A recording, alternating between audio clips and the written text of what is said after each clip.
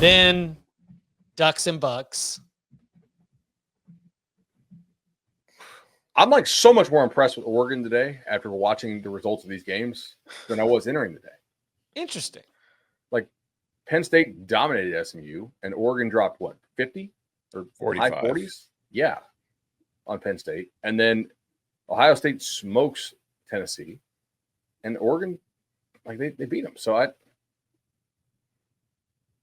I'm going Oregon. I think it'll be another close game. I think it'll probably come down to a few plays here and there. I think it'll probably be another high-scoring game. I lean Oregon, but I'm not overly confident in it. I feel like there's a very good chance that the winner of that game wins it all. Ooh, love that. Oh, so the winner of that game or the field?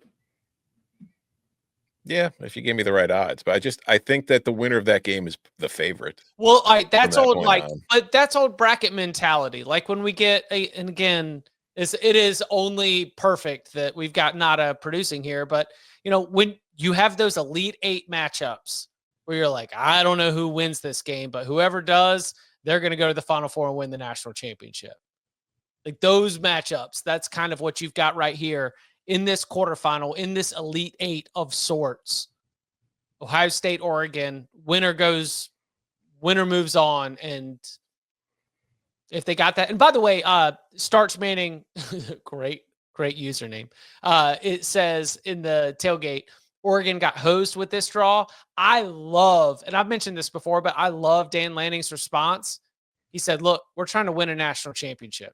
You're going to have to beat the best teams in the country. We play them first. We play them last. Doesn't matter. I was going to say my galaxy brain take, and I know you've got one coming still, Chip. If I'm Oregon, I would rather play Ohio State first. Yeah. I'm coming off a bye. I'm fully ready. They had to play this week. And now, granted, they didn't have to play too hard because they kind of cruised to a win.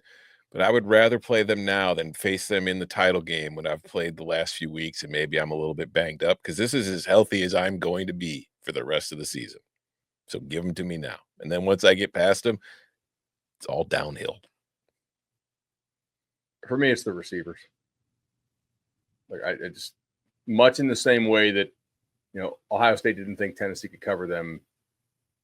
Do we think Ohio State can cover Oregon this time around? And if so, why? Last time they did not.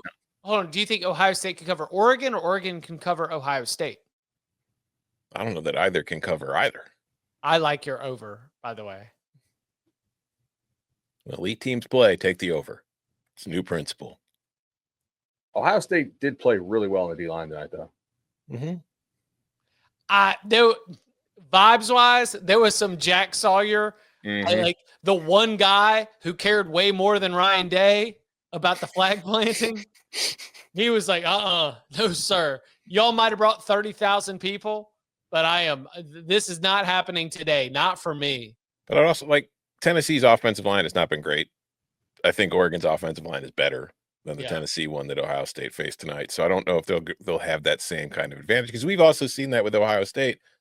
That defensive line, when it's playing really well, plays well, but it can also disappear in some games.